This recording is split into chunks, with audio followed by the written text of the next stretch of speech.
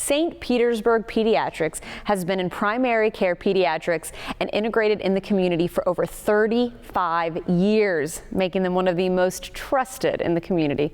Today, nurse practitioner Samantha Lawrence is here to discuss the importance, and really, is there anything else that's more important in Florida than water safety? Good morning, Samantha. Good morning, and I'm so happy to be here today. I'm talking about one of my favorite things to talk about, and that's preventing accidental injury and death in children. In Florida, we have so many pools and lakes and rivers and water, so if we can just take a little bit more time out of our day to put safety first and take full responsibility for the young people in our life, we could really reduce the incidence of pediatric injury and death, and that is so awesome. We can't say that about a lot of different types of illnesses. And you know, we've got so much to cover here in this segment, so I'm just going to kind of get going here. Main tip for people if you have a pool in your yard to prevent drownings? The main thing is increasing adult supervision. Adults have to have their children on, their eyes on children at all times. You can never leave a child unattended in even near a small or large body of water. This includes bathtubs, kiddie pools, rivers, lakes, anywhere.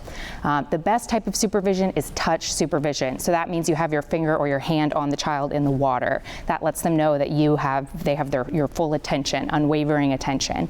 After that, children who are playing in the water, who are a little bit older, that requires constant adult supervision. So adults just have to have their eyes on the water. It needs to be an individual adult who's responsible for the kids in the water. A lot of times mom thinks dad's watching the kids, dad thinks mom's watching the kids. There are multiple children in the pool. That's how accidents happen. So the adult who's watching the water needs to have that responsibility for at least 20 or 30 minutes, and then you tag it off to someone else. And you can't take bathroom breaks. You can't be flipping burgers on the grill. You have to be watching the pool. And pool rules, I know we were actually just taking a look at some of those right now. I mean, the gates, the alarms, what's the best? What do you have to have legally speaking? Florida law states that you have to have either a gate, an alarm, or a pool cover. I recommend using both alarms and gates. Now, the law does say that your house can include part of the gate, so that would prevent children outside of your home from getting into the pool, but you have to think about children inside of the pool, inside of the home. So if you have a pool in your backyard,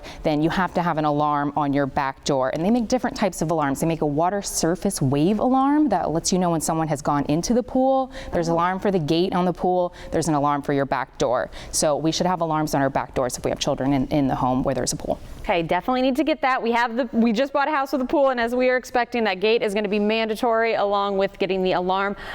Pool rules, I didn't realize that enforcing them, which falls on the parents' shoulders, is so crucial as well.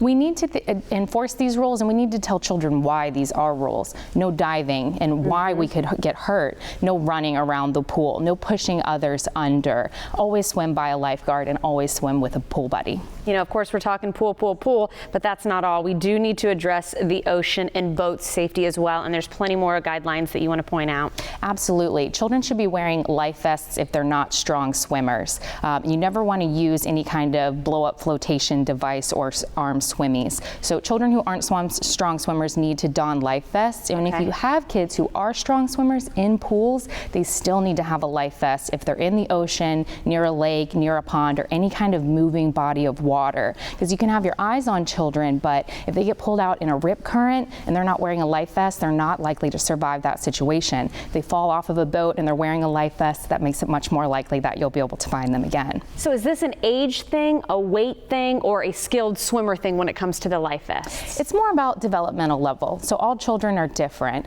The American Academy of Pediatrics does recommend that children who are developmentally ready and at least 1 year old can do swim lessons. But swim lessons is in no way any kind of substitute for adult supervision. So every parent knows their child, and children who are able to swim in the pool with or without life vests, it's totally developmental and up to the parents. But I do recommend even strong swimmers in moving bodies of water to don a life vest, and parents should be role models and be wearing their life vests when they're on boats and out on the dock as well. Well, I loved how you started this segment talking about how this is preventable, which is the exciting aspect. So I really do appreciate you coming on, and I know you actually have a website too to share in case people do want to get more information or continue to read up on that as well. And there's a phone number at the bottom of the screen too if you do want any more information. Thank you so much, Samantha, for coming on and talking about this very important topic. Absolutely.